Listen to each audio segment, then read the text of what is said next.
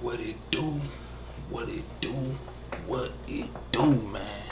Rich J in the mother effing building, man.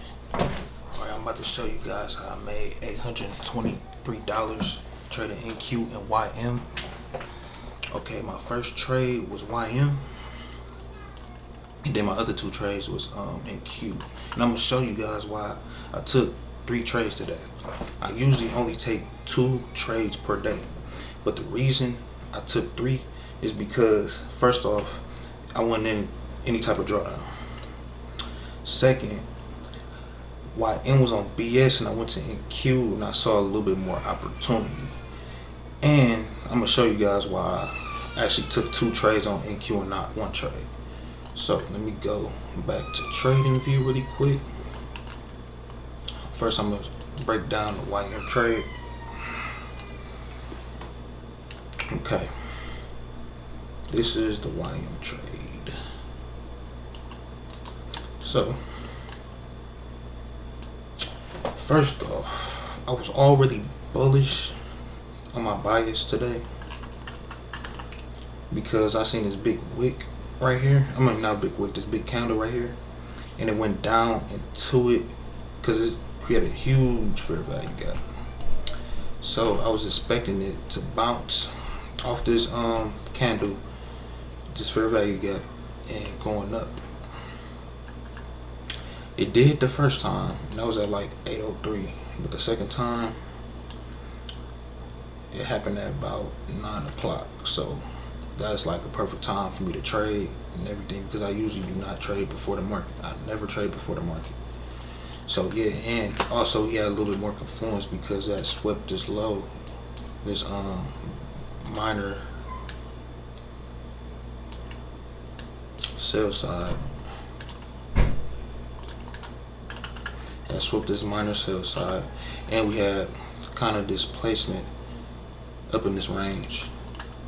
So we had a displacement, and then we had our fair value gap right here. So with that being said, it kind of ran into this fair value gap. I got in like above here.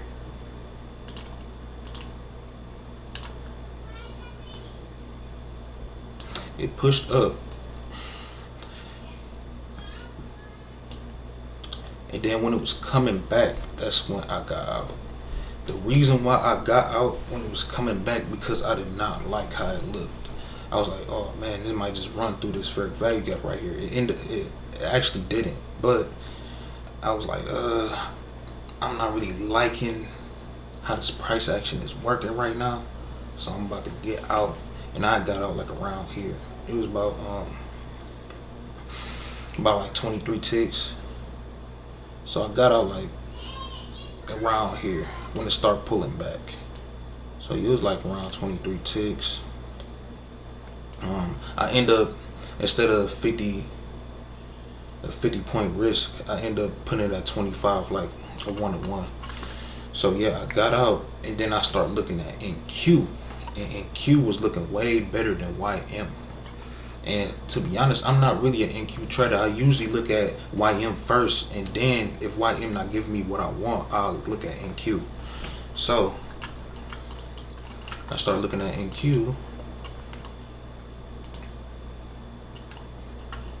This was just everything. Like, at first it was kind of wacky at first, as you can see. A little bit, it was kind of wacky. It went up. And I honestly, when I looked at NQ this morning, I was bullish because, again, this big fair value gap.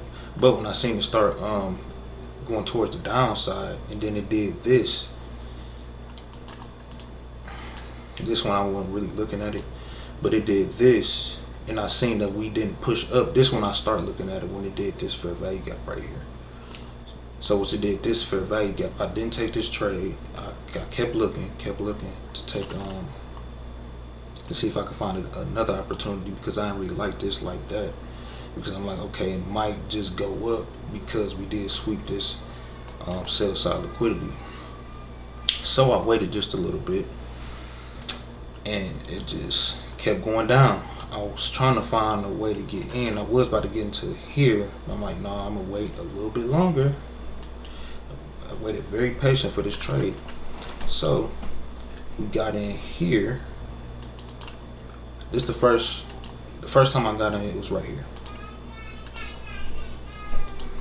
That was the first time I got in.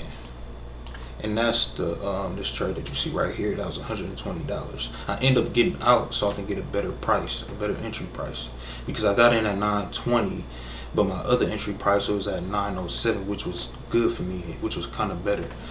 So at this point, I was up about 350.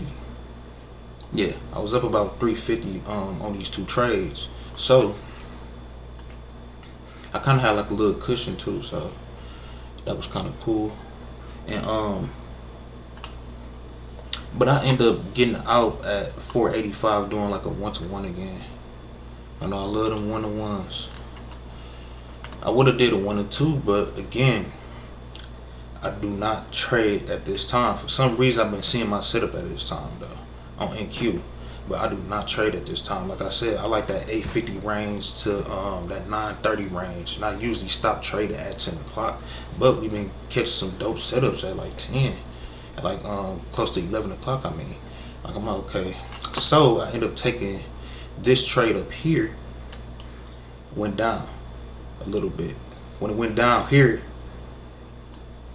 I got out because I'm like, okay, I think I could get a better price on this trade. So I end up getting in again up here, like closer to this fair value gap right here. I seen, and the reason why I took this trade because I seen that we was pushing down so heavily, and then we had our fair value gap. So I took my trade again once it went up there a second time, and then I rolled it down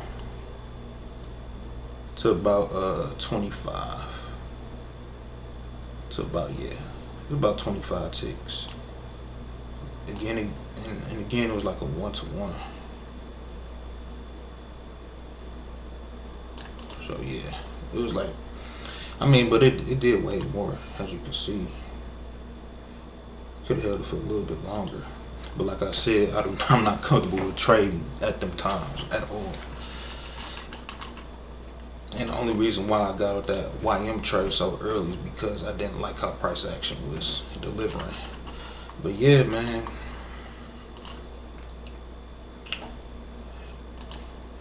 Yep, that's the trade. Ended up closing with about 823. Dope, kind of dope. It was kind of, I ain't gonna say it was too dope because it like price action went that clean for me today. I like to see I like to trade in real clean price action, but today it was just not that. But we still end up with the dub. And tomorrow I will be trading tomorrow too. I've been trading a lot this week. I usually don't trade on Mondays, but I end up trading on Monday because I saw it was alright set up on NQ. But yeah, that's it for this video. Subscribe, Rix J, and I'm out.